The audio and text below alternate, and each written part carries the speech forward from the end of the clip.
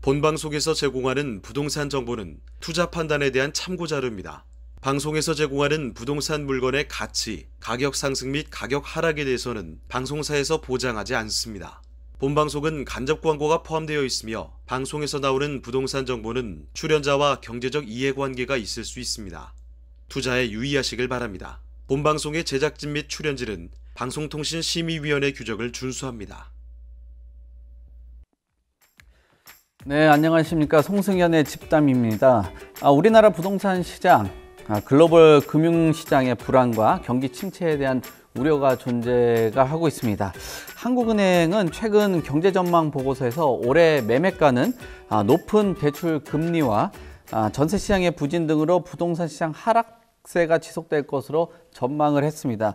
실제로 부동산 시장 선행지수 역할을 하는 전세가율이 50.9%로 이게 2011년 12월 50.8% 이후 11년 3개월 만에 가장 낮은 수치인데요. 주택가격이 반등할지 추가 하락할지는 불투명한 가운데서 오늘 송승현의 부동산 집담에서는 두성규 목민경제연구소 대표 정진우 뉴스원 기자 모시고 부동산 시장 이야기 나눠보도록 하겠습니다. 두 분 감사합니다. 안녕하세요. 네. 부동산 시장, 매매, 전세 시장 흐름 좀 짚어주세요. 네, 최근에 보면은 이제 금리로 인한 금리 인상으로 인해서 부동산 시장이 많이 눌려 있었는데 그런 부분에서는 결국은 올해 들어서서 조금씩 탈피하는 그런 모습들을 보여주고 있습니다. 매매 시장 같은 경우를 우선 먼저 살펴본다면요. 1월 3일에 그 정부의 대책 이후에 한 4주 정도 하락폭이 줄어들다가 한 주 쉬고 그 다음에 이제 7주 연속 하락폭이 줄어들다가 지난주 같은 경우에는 잠깐 쉬어가는 그런 모습을 보여주고 있는데요. 어쨌든 전반적인 흐름 자체는 하락폭이 많이 줄어들고 있는 부분, 그리고 매매량이 동시에 또 굉장히 많이 증가하고 있는 모습들을 보여주고 있기 때문에 전반적으로 어떤 매매 심리 자체는 상당히 회복되고 있지 않나라는 생각들을 해보게 됩니다.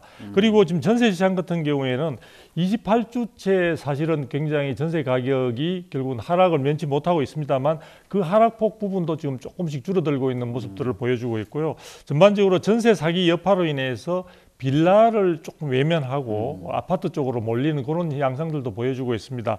그리고 전체적으로 입주 단지, 입주 물량이 조금 몰리는 같은 경우에서는 전세 가격이 빠지고 있긴 하지만 전반적으로 우리가 우려했던 전세 시장이 붕괴됨으로 인해서 매매 시장까지 영향을 미치는 그런 부분들은 좀 벗어날 수 있지 않는가. 그래서 어쨌든 전반적으로 금리 인상의 이슈는 조금 줄어들고 있는 상황이고, 다만 오히려 하반기에 있어서는 경기 침체 부분에 대한 이슈로 조금 옮아가는 가운데서 전반적인 부동산 시장은 하락폭을 줄여가고 있는 부분, 그리고 매매량이 증가하고 있는 부분은 우리가 눈여겨봐야 될 것이 아닌가 이런 생각이 듭니다. 네, 뭐 최근 부동산 시장에 대해서 뭐 정확한 흐름을 아주 리포트하듯이 말씀을 해주신 것 같은데, 근데 요즘에 또 이 내용 외적으로 사람들이 2030 세대들 아파트 많이 샀다라는 얘기들 좀 하잖아요.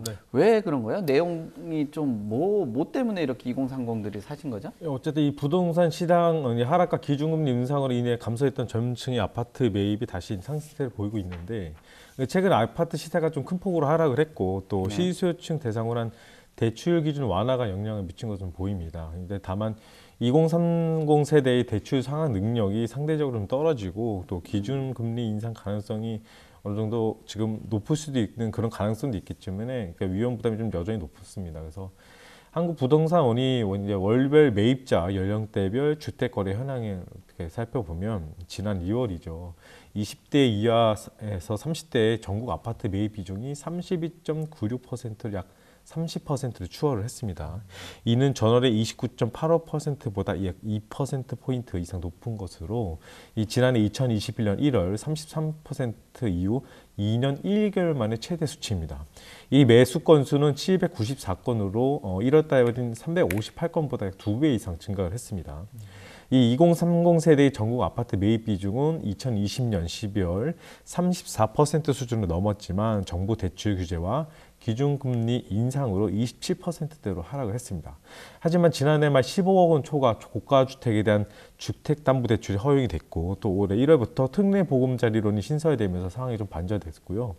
이 특례보금자리론은 모두 알다시피 소득과 상관없이 9억 원 이하 주택에 대해 최대 5억 원까지 연 4%의 고정금리로 빌려주는 제도입니다.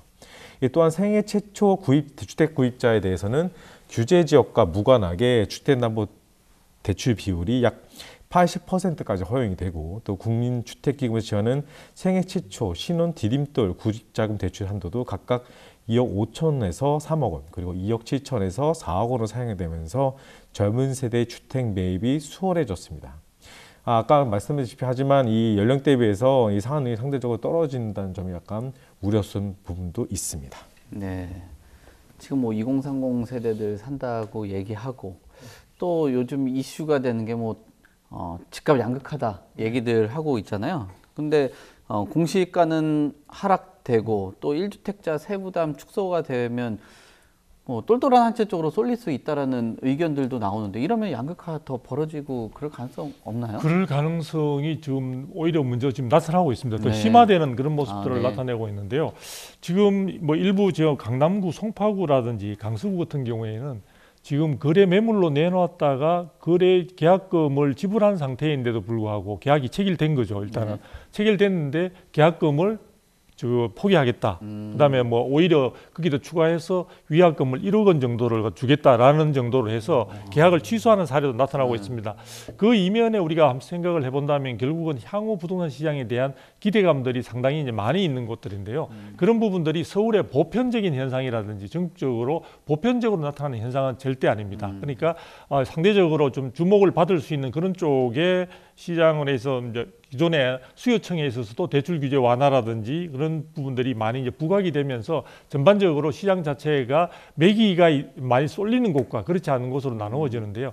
요즘에는 양극화라는 말 대신에 초양극화라는 이야기들이 나오고 있습니다. 그래서 굉장히 시장 전반이 아직도 위축된 모습을 보여주고 있지만 특정 지역 같은 경우에는 굉장히 가격 자체의 상승폭도 우리 예상을 넘어서는 그런 부분들도 나타나고 있는 것 같습니다. 그래서 한편에서는 이미 이런 부분들이 금리 인상의 충격파에서 조금 벗어나고 있고 최근에 한국은행의 금리 인상이 3월 달에 이어서 4월 달도 지금 3.5%로 동결되고 있는데 향후에 있어서는 많이 올라가더라도 3.75% 정도가 거의 정점이 아닐까. 오히려 연내에 아주 좀 너무 이른 감이 있지만 지금 금융권에서는 실질적으로 한국은행에서 금리 인하 가능성에 대해서도 조심스럽게 나오고 있는 그런 상황들입니다. 그래서 이런 금리 인상의 그동안의 고금리 시대로 인한 어떤 부담이나 이런 것들은 이미 이제 하나의 시장에 주는 어떤 요소로서는 영향을 주는 요소로서는 좀 희석되고 있는 측면들이 있다. 그리고 오히려 시장에서는 제가 한번 사례를 한번 찾아봤는데요. 한남동의 트윈빌 222제곱미터니까 전용 면적이 대단히 큰 면적입니다. 그러니까 우리가 일반적으로 쓴다면 한 75평 정도를 넘어서고 있는 그런 부분인데 이런 쪽에 있어서는 지금 최근에 거래가 종전 거래 최고가가 27억이었는데 이번에 최고 가격이 45억으로 거래가 됐습니다. 그러니까 전반적인 부동산 시장의 흐름과는 굉장히 동떨어진 그런 측면인데요. 하나 더 잠실 쪽에 보니까요. 갤러리아 팰리스 쪽에 있어서는 굉장히 이쪽도 가격이 단기간 내에 급등한 그런 모습을 보여주고 있거든요. 물론 지금 제가 양천구라든지 관악구 같은 경우에 있어서는 가격이 오히려 하락된 그런 것들도 나타나고 있습니다. 그래서 제가 단정적으로 말씀드리기는 어렵지만 지금 초양극화가 굉장히 많이 심화되고 있고요. 향후에 있어서 그동안의 어떤 그 금리로 인해서 어떤 재테크 하셨던 그런 자금들 자체도 지금 예금에서 빠져나오고 있다는 이야기들이 좀 나오고 있습니다. 그래서 그런 부분들이 특정 어떤 유망한 향후에 있어서 지금 가격이 굉장히 많이 떨어졌기 때문에 기저 효과를 기대하면서 쏠려질 수도 있는 그런 측면들이 있다는 점에서 시장은 더욱더 양극화, 초양극화라는 쪽으로 많이 달려가고 있는 모습들이 등장하고 있습니다. 네. 초양극화라고 하니까 진짜 분위기 다른 것 같아요. 그 분양 시장에서도 분위기가 이게 완전히 상반됐는데 서울권하고 지방권하고 차이가 지금 극명하게 나타나고 있잖아요. 분양시장 보면은 지금 마이너스 P 거래되는 분양권에 대한 거래가 증가하고 있다는데 아니 뭐 왜 이렇게 뭐 마이너스 프리미엄이 막 발생되고 그러는 겁니까? 어쨌든 이 지속적인 금리 현상이 이러고 이제 집값이 하락하면서 다소 손해를 보더라도 분양가보다 싸게 파는 마이너스 피 매물이 늘어나면서 이제 분양권은 전매에 대한 증가에 한몫이 되잖아요. 그리고 또 이 전매 제한 채권이 이제 어느 정도 완화가 되면서 분양하는 이 정부가 7일부터 후속까지 최대 10년 금지했던 분양권 전매 제한 이제 최대 3년 풀으면서 이 물량이 확 쏟아지면서 이제 이 분양을 어느 정도 갭 투자하신 분들이나 이런 분들이 이제 분양권 내놓으면서 차라리 이렇게 내놓고 파는 게 더 낫다. 지금에 던지는 거죠. 그래서 그런 부분에서 이 마이너스 프리미엄이 매물이 늘어난 걸로 보이고, 그리고 이 반대로 비서가 비합해서 더욱더 이렇게 움츠러드는 상황이 더 있고, 그리고 또 오피스텔 같은 경우도 상당히 많이 최근 어느 오피스텔 같은 경우는 분양 일정을 다시 중단하기로도 했어요. 왜냐하면 이 오피스텔 열기가 저조한 상황에서 같은 아파트 단지 약 400여 세대 분양이 시작되면서 갑자기 멈춰진 거죠. 그래서 실예로 들면 대우건설이 경기시흥 정왕동 일원에 시공 중인 시와 MTV 푸르지오 디오션 같은 경우는 최근 분양 일정을 일시 중단을 했어요. 이 같은 이유 때문입니다. 그래서 이 분양권이 확 풀어지면서 이런 것들에 대한 이 우려가 생기니까 이제 마이너스 피를 받으면서도 내놓겠다는 매물이 상당히 늘어난 것으로 보입니다. 근데 이거 마이너스 프리미엄 얘기하잖아요. 근데 둔촌주공은 막 프리미엄이 막 붙던데요? 왜 그런 겁니까? 그 정책이 갑자기 막 바뀌고 분양권 전매 풀고 뭐 무순위 청약 이런 거 해가지고 그런 겁니까? 아니 이제 그 1.3 대책의 효과를 가장 많이 받은 단지라고 볼 수 있죠. 둔촌주공 같은 경우에는 전반적으로 분양가 상한제를 회피하려는 그런 전략 자체가 굉장히 초기에 이제 굉장히 많이 무너지면서 전반적으로 이제 분양 시장에서도 외면을 받았고, 분양가 자체가 주변에 어떤 분양하는 단지에 비해서 분양가가 굉장히 높은 편이었다고 볼 수 있습니다. 그래서 평당 그 당시에 이제 3,800 정도였는데, 그 인근의 어떤 교통 요건은 조금 못 미치지만 인근 단지 같은 경우에는 2,800개 정도로 분양했던 그런 단지들도 있었기 때문에 상대적으로 그런 부분들이 청약시장에 반영이 돼서 외면을 당했고요. 그런데 이제 실질적으로 어떤 무순위 청약에서는 굉장히 경쟁률도 높았고 그런 부분들이 다 소화가 되면서 결과적으로는 뭐 성공적인 어떤 분양이었다라는 이야기들이 나오고 있는데요. 그 부분을 제가 한번 조금 분석을 해볼 때, 어쨌든 이런 부분들이 많이 무순위 청약에 많은 분들이 이제 참여했다는 것 자체는 향후 시장에 대한 기대감들이 좀 많은 것 같아요. 그리고 그 지금 둔촌주공의 분양가가 결코 주변에 비해서 분양가로서는 상당히 높은 편이기 때문에 시장에서 청약 시장에서 외면받았던 부분들이 있지만, 주변에 냉정한 그 기존 주택의 시세를 감안할 때 그러한 어떤 분양을 받더라도 향후의 시장에도 동향을 감안한다면 충분히 수익성이 기대될 수 있다. 이런 부분들이 많이 반영이 된 것이 아닌가.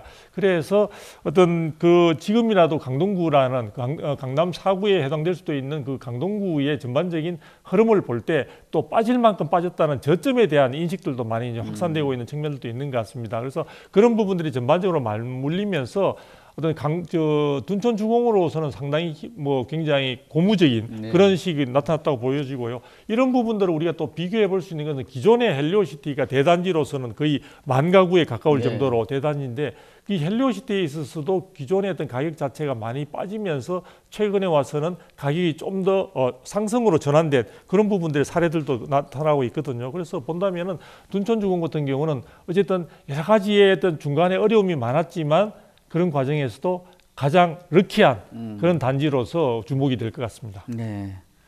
지금 말씀 준 거 둔촌주공은 럭키하고 그다음 지방 지금 분양 안 되고 마이너스 피잖아요.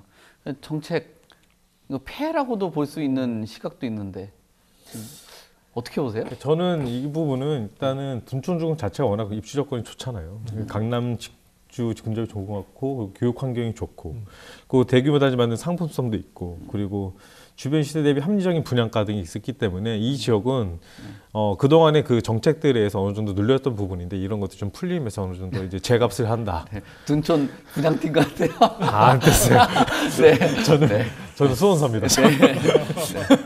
그래서 그런 평가가 더 높죠. 왜냐하면 오를 때 원래 올라야 되는 곳인데 그 인기가 많았던 곳이고, 그리고 이 조합원 물량 호가도 계속 오르고 있잖아요. 어쨌든 그런 부분을 봤을 때 어느 정도 이쪽은 그러니까 오를 때는 오른 부분이 있는 건데, 이걸 두고 이 정책 양극화의 폐해이냐 이렇게 보는 건 약간 조금 먼저 이렇게 판단하는 걸로 보이고, 뭐 일각에는 이런 얘기도 있어요. 규제 완화책이 한몫 거들었다는 분석도 나오죠. 그러니까 지난달 뭐 28일부터 무순위 청약 요건이 폐지된 이후 처음 시행된 단지이고, 그리고 거주지 주택수, 그리고 청약 통제가 무관하게 청약이 가능한 점, 그리고 전국 단위 수요층이 대상을 확대되는 것도 영향이 있을 것이다, 이런 방향이 있고, 다만 실거주 의무는 아직 폐지되지 않았는데, 이 정부의 전매제 완화와 마찬가지로 실거주 의무 폐지도 소급 적용하겠다는 방침이어서 현재 계류 중인 뭐 개정안이 국회에 좀 통과가 되면 둔촌 주공의 경우는 실거주 2년 의무가 없어져서 수 분양권자는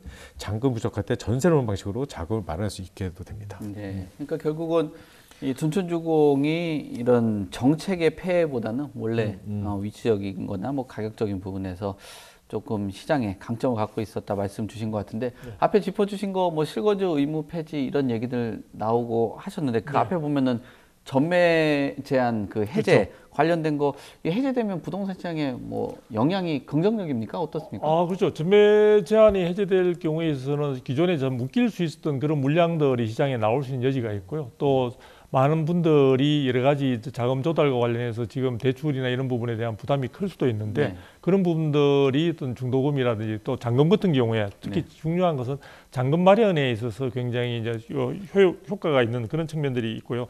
또 실거주 요건이 강화될 경우에 있어서는 자기가 어떤 그 상황이 안 됨에도 불구하고 그 청약 자격에 대한 결과를 갖다 그 효과를 보기 위해서는 불가피한데도 사실은 그 입주를 해야 되는 그런 부담들이 있는 상황들인데요. 이런 부분들이 같이 맞물리면서 전매 제한의 해제 자체는 시장에 투자 심리를 회복시키고 전반적으로 기존에 투자했던 분들에 있어서도 상당히 유연하게 대응할 수 있는 그런 부분들의 장을 열어줬다는 점에서는 의미가 있다고 보여집니다.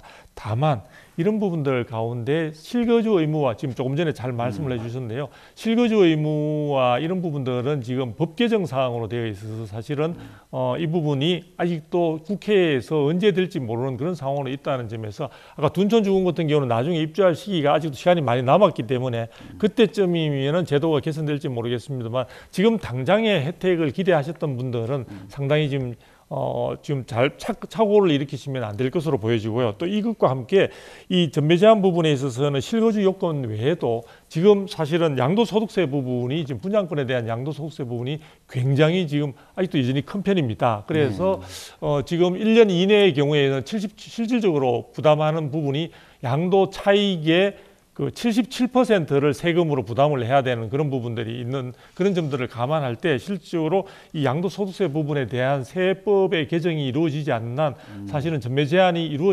해제가 됐다고 하더라도 당장의 시장에 있어서 이런 부분들이 효과를 보기를 기대하기는 좀 어렵지 않을까. 그래서 다만 이런 부분들이 추가적으로 국회에서 입법이 조속하게 진행이 된다면은 이거는 시장에 있어서 굉장히 위축되어 있는 시장을 회복시키는데 아주 좋은 그런 바탕이 될 수 있을 것으로 예상됩니다.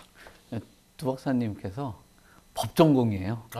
그래서 이런 해석이라든지 이런 부동산을 볼 때 좀 시각 자체가 요번 뭐 정부에서도 이제 법 관련된 거로 좀 이렇게 그렇죠. 좀 강점이 있는데, 그런 부분에서는 좀 상당한 왜냐하면 자칫하면은 시장에서 이제 전매 제한이라는 그 단어만 보시고 굉장히 성급한 어떤 기대감으로 투자 의사 결정을 하거나 주택 구입 결정을 하는 경우, 혹은 분양권을 사는 경우에는 조기에 이 부분이 되지 않을 때는 낭패를 당할 수가 있는 그런 측면들이 있기 때문에 말씀을 드렸습니다. 그래서 이런 법을 기준으로 해가지고 시장에 전달을 해줘야 사람들이 그렇죠. 오해를 안 하니까 자칫 잘못하면 그냥 막 떠드시는 분들이 많아가지고, 그래도 뭐 정확한 해석을 내려주셨다고 보여지는데, 어쨌든 뭐 이런 관련된 규제가 완화가 되면 긍정적이라고 보여지는데, 그래도 지금 상황에서 규제 완화, 뭐 거래량에 좀 기대해 볼 수 있는 요인으로 작용을 한다든지, 아니면은 뭐 박사님께서 말씀하신 것처럼 조금 더 추가적으로 이뤄져야지 거래가 될 수 있다, 뭐 이렇게 보세요?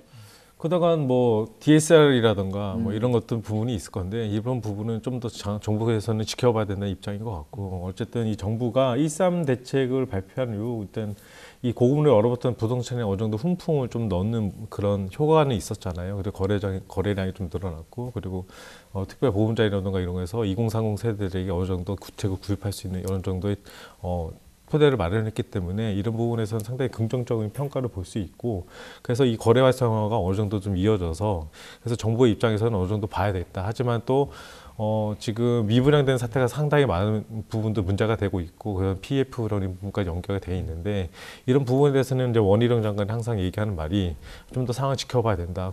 정부가 개입해서 그 미분양을 살 것까지는 아직까지는 아니다라는 시그널을 주고 있기 때문에 이 정부도 이 부동산에 대한 부분 특히 이 전 정권에서 이 부동산 부분에 대해서 상당히 이슈가 됐었던 부분이었고 어느 정도 이 정권이 바뀌었을 때는 또 하나의 이 계기가 됐었던 그런 큰 핵심적 부분이기 때문에 이 정부가 이 부분에서는 상당히 조심스럽게 가는 부분 그리고 크게 경찰력의 연착륙을 위해서 어느 정도 조금씩 스텝 바이 스텝으로 받는 부분이 있기 때문에 이런 부분을 좀 더 봐야 되는데 이 거래 활성화 부분은 어느 정도 효과는 있었다. 정부의 정책이 이렇게 볼 수 있습니다. 이 효과가 있었다라고 얘기하는 사람들도 있고 또 뭐 평년이 한 5천, 6천 건 정도 대비했을 때 적다라고 보는 사람들도 있잖아요. 그러니까 활성화가 조금 일어날 수 있는 방안들 만약에 두성규 대표님께 어떤 뭐 정책을 할 수 있는 그걸 딱 줬다라고 하면은 어떤 거 주면은 조금 활발하게 일어날 것 같아요.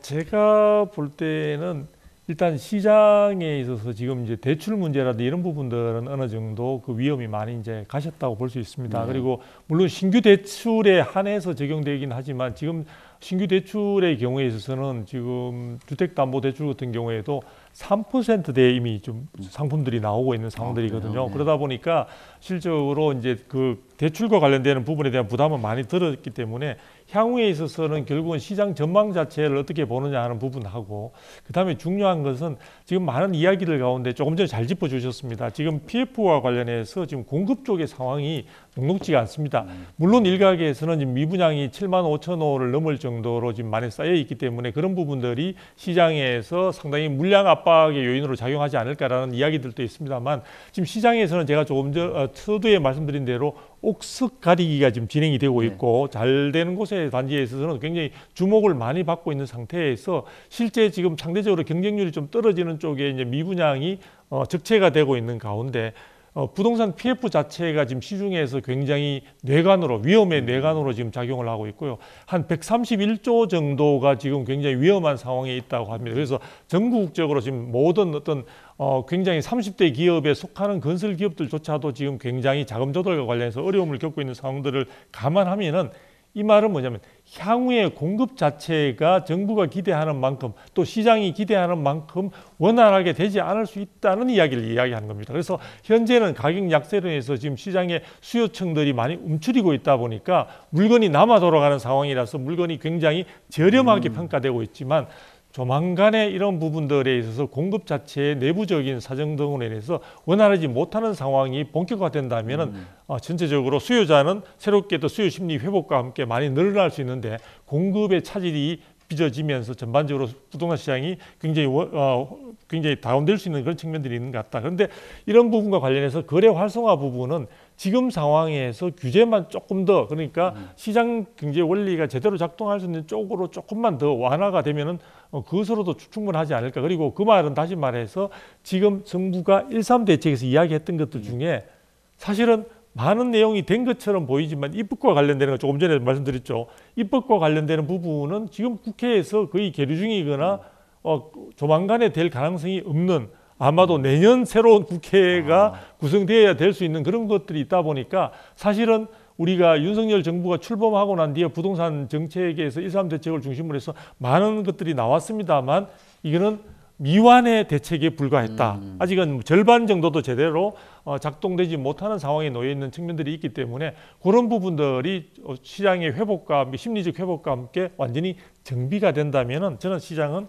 굉장히 내년 같은 경우에 있어서는 저는 사실 좀 일찍 봐서 하반기부터라고 생각하고 있습니다만 내년부터는 좀 시장에 있어서도 온기가 분명히 체감할 수 있는 정도로 확연하게 느낄 수 있을 것이다 라고 저는 기대를 하고 있습니다. 네.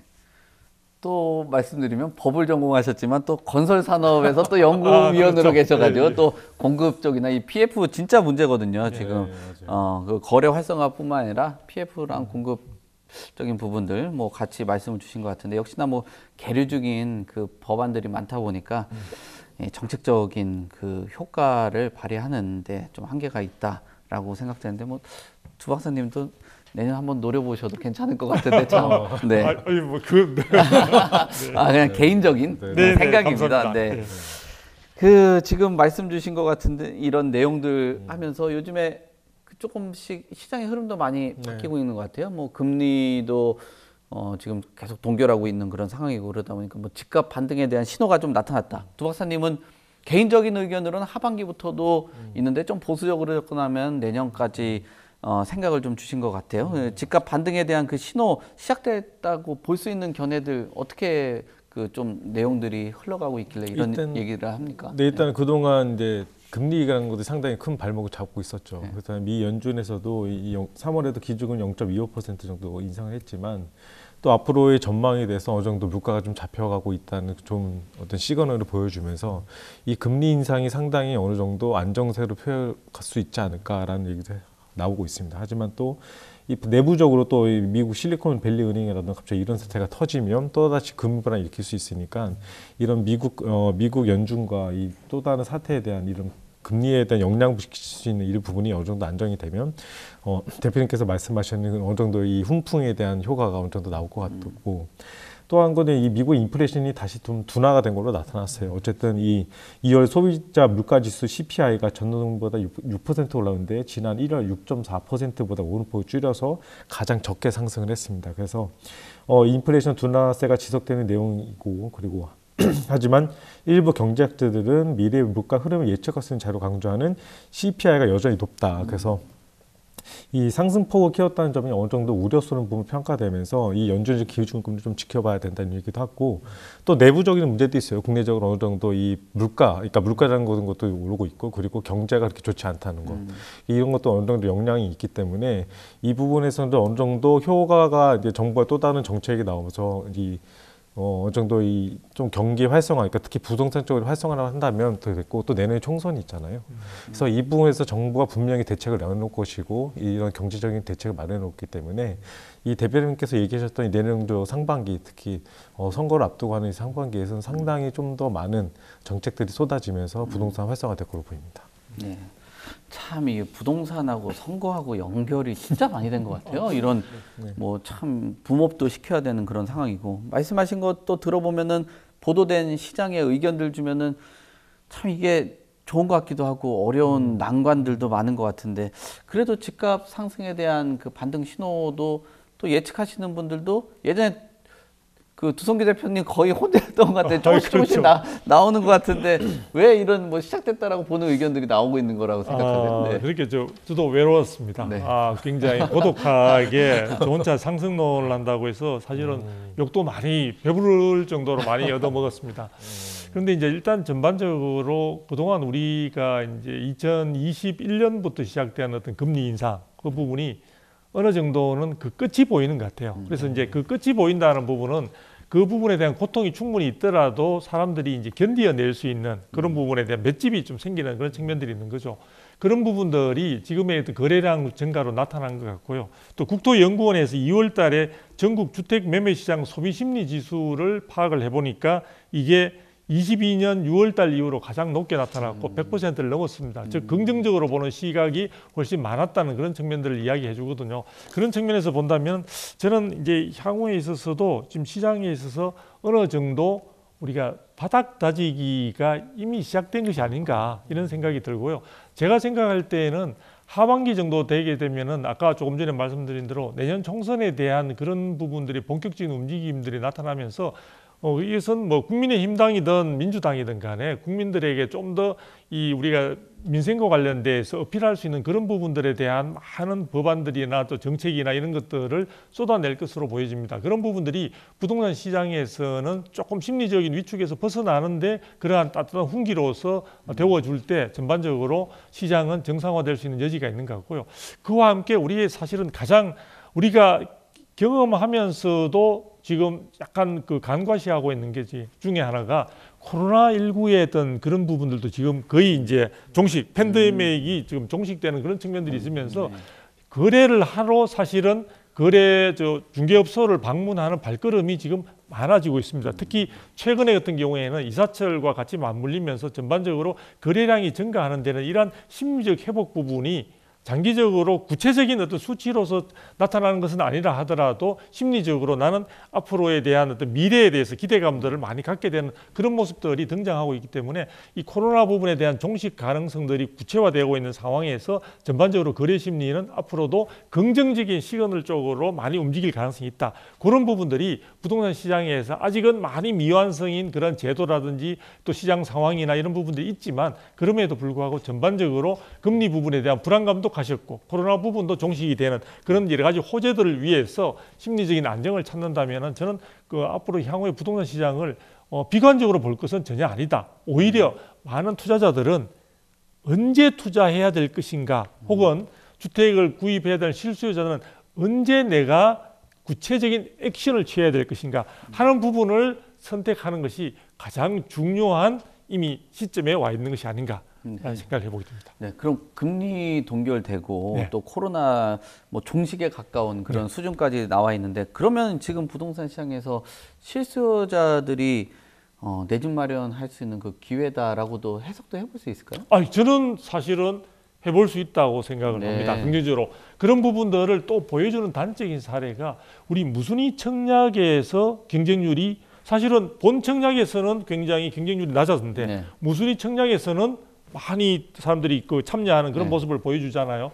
그리고 이런 부분들은 분명히 전제는 초양극화입니다. 즉 무슨 얘기냐면 시장이 회복되더라도 그 부분에 대한 온기가 가장 먼저 서울을 중심으로 그 다음에 수도권, 그 다음에 지방에서 그렇게 나타날 것으로 보이는데요. 최근에는 지방에서 일단 내가 서울에 집을 사놓고 지방에서는 전세라든지 이런 쪽으로 대응하는 돈을 싸들고 서울로 가자라는 그런 분위기도 일부 나타나고 있다는 언론 보도를 제가 본 적이 있습니다. 그런 측면에서 지금 시장에서는 굉장히 움직임들이 발빠르게 나타나고 있기 때문에 실수요자라면 저는 굳이 아주 적절한 구입 시기를 망설일 상황은 아니지 않느냐. 예전같이 예를 들어 불확실성이 굉장히 길어질 수도 있는 상황에서는 그런 부분들을 아주 점진적으로 그다음에 돌다리를 두드리듯이 상당히 신중하게 판단하셔야 되지만 지금은 많은 부분에 그동안 우리가 불확실성으로 이야기했던 요건들이 구체적으로 명확하게 지금 드러나고 있는 상황들이고 그런 위험 부분에 대해서 어느 정도 우리가 선택할 수 있는 범위 내에서 좀 강하게 이야기하면 컨트롤을 할 수 있는 범위 내에서 그 위험 요소들이 있다는 점을 감안하면 저는 실수요자라면은 글쎄요 지금의 오히려 선택폭을 더 확대할 수 있는 좋은 기회라는 생각이 들기 때문에 더 이상 망설일 필요는 없지 않느냐라는 생각을 해보게 됩니다. 요즘 이렇게 속 시원하게 말하기가 겁나잖아요. 워낙 진짜 뭐 사실은 시장에서는 그런 얘기를 굉장히 듣고 싶어 하는데 약간 이게 뜨뜻미지근한 답변 많이 주거든요. 뭐 저도 나가면 그런 입장이긴 한데 이렇게 과감하게 얘기할 수 있다라는 거는 그래도 연륜하고 뭐 경험이 있어야지 뭐 얘기할 수 있다라고 보는데 아까 얘기한 거 한번 질문 한번 드려보려고요.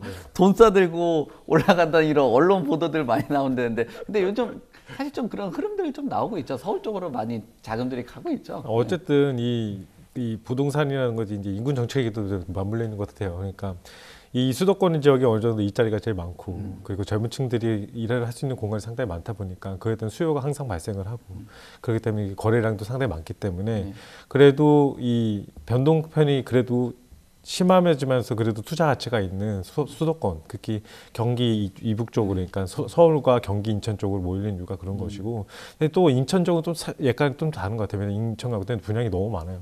올해가 너무 물량이 많기 때문에 인천보다는 차라리 서울이라던가 아니면 시흥이라던가 이런 쪽으로, 그러니까 일산 이쪽으로 많이 몰리는 것 같고, 그래서 아까 그 말에서 뭐 돈 싸들고 올라간다는 표현보다는 모르겠지만 어느 정도 이 부동산에 관심 있으신 분들은 이런 부분에 대해서 생각하고 계시니까 이쪽에 관심을 두고 투자를 하지 않나 이렇게 판단이 됩니다. 네. 그러니까 뭐 지방에서 수도권에서 뭐 입주 물량 없으니까 아까 짚어주신 지역들 얘기들 하신 것 같은데 이런 지역들을 기반으로 봤을 때는 뭐 두 대표님이 봤을 때는 이제 앞으로 부동산 시장 조금 흐름이 또는 사람들의 투자 성향이라든지 아니면 내 집 마련을 하려고 하는 사람들 이런 사람들의 추이나 트렌드가 어떤 식으로 좀 흘러갈 거라고 보세요? 네, 이제 사실은 우리가 문재인 정부 5년을 겪었고 윤석열 정부 경우에 있어서도 시장 경제 원리를 제대로 작동할 수 있도록 하자는 말은 맞지만 그렇다고 해서 투기꾼들이나 이쪽에 주택을 자체를 아주 상당히 심각한 그런 투자 대상으로 사실 생각하는 것은 아닌 것으로 보여집니다. 그래서 전반적으로 시장 자체는 어느 정도 과거보다는 주택 자체가 실수요자를 중심으로 움직일 것으로 생각이 듭니다. 그리고 과도한 투자나 이런 부분들은 상당히 기피할 것으로 보여지고요.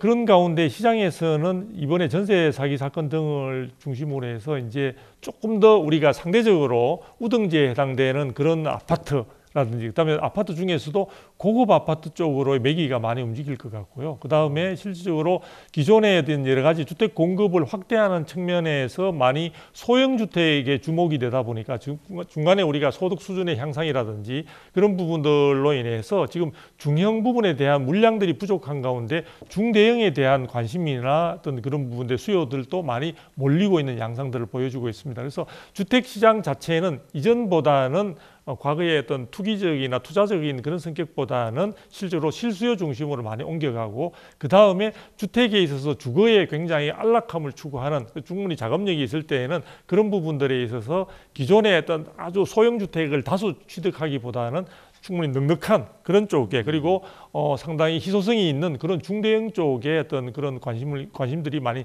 집중될 것이다. 그리고 실질적으로 어떤 투자를 원하시는 분들은 이제는 주택보다는 여러 가지 건물이라든지 그래서 사실은 다시 한번 이런 금리 부분에 대한 부담이 적어지게 된다면 저는 꼬마 빌딩 등을 중심으로 해서 건물 부분에 대한 투자 쪽으로 상당히 관심들이 많이 모아지지 않을까 이런 쪽으로 전망을 하고 있습니다. 네. 상품들이 이런 쪽이면 지역은 어느 쪽이 좀 그래도 유망하다고 보세요? 지역 부분은 실질적으로 지금 이제 서울과 수도권이 이제 관심을 끌 수밖에 없는데요. 다만 우리가 이제 눈여겨볼 것은 지금 현 윤석열 정부에서도 꼭 선거 때를 대비한 것이라기보다는 전반적인 정책 기조 자체가 지방에 있어서 골고루 분산해서 균형 잡힌 어떤 발전 부분들을 추구하고 있고 그런 부분과 함께 산업단지 쪽에 있어서 굉장히 많은 투자에 대한 부분들을 이제 많이 하려고 좀 집중하고 있는 것 같습니다. 그리고 우리가 조금 눈여겨볼 것은 지금 최근에 용인 쪽에 SK 쪽에 있어서 반도체 투자가 과감히 이루어지면서 지금 용인 쪽이 전체적으로 가격 자체 이미 상승으로 돌아선 그런 부분들을 보여주거든요.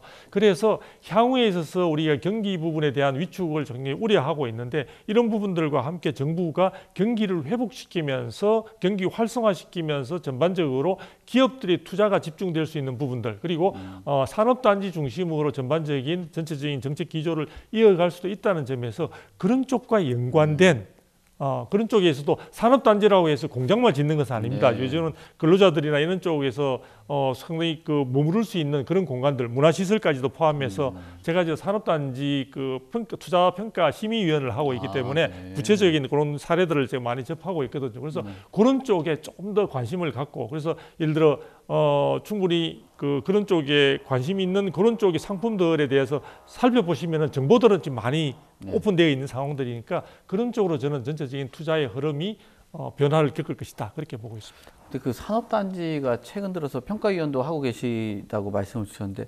예전하고 짓는 그 스타일 자체도 다르고 그리고 최근에 나온 그 동향들 보면은 그 용인 남사 같은 경우는 완전히 압도적으로 다른 지역보다 상승을 하잖아요. 네네. 거기에 그리고 옛날에는 공장 산업단지 하면은 그 저소득 계층이라든지 서민들이 일하던 곳에서 지금 완전히 소득이 굉장히 높은 지역들이더라고요. 평택만 해도 그렇고 수원 거주하시는데 보니까 수원에 거주하시는 분들도 그 소득 꽤 높죠?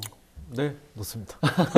그 삼성이나 이쪽 부분에서 어느 정도 경기 활성화 상당히 높죠. 수원에서 삼성 말고 저요? 언론에게 상당히 수원 쪽에 어느 정도 이 경기도나 이런 쪽에 다 몰려 있다 보니까 이런 부분에 상당히 좀 영향이 많은 것 같고 이 경기도 특히 이 평택항을 또 중심으로 해서 이 용인이라든가 이런 좀 물류도 상당히 중요하잖아요. 이런 쪽으로 해서 이 정부가 전체적으로 해서 이 남사 쪽, 최근에 남사 쪽은 그 용인에 그 하우스들이 상당히 많았어요. 꽃이라든가 이런 게 상당히 많았는데 그쪽 분들이 상당히 땅에 가지고 계신 분들은 상당히 대박이 나셨다는 얘기가 나오더라고요. 그럴 수 있겠습니다. 참 요즘 한동안 그 용인 남사 그다음에 산업단지 이런 쪽에 좀 관심들이 커지지 않을까라고 생각하면서 송승현의 집단 마무리하도록 하겠습니다. 오늘 집값 관련된 얘기도 했고요. 부동산 시장 얘기도 좀 나눠봤습니다. 그리고 뭐 여러 투자 대안들이나 지역들들 또 실수요자들에게 기회다라는 이야기까지도 말씀해 주셨습니다. 오늘 뭐 여러 가지 이야기 말씀 주신 두 분 감사드립니다. 네, 감사합니다. 네. 네, 오늘도 부동산 시장에 대해서 여러 이야기 나눠봤습니다. 혼란스러운 상황 속에서 현명한 부동산 투자에 도움이 되셨길 바라겠습니다. 저희는 다음 이 시간에도 새로운 부동산 소식으로 찾아오도록 하겠습니다. 시청해 주셔서 감사합니다.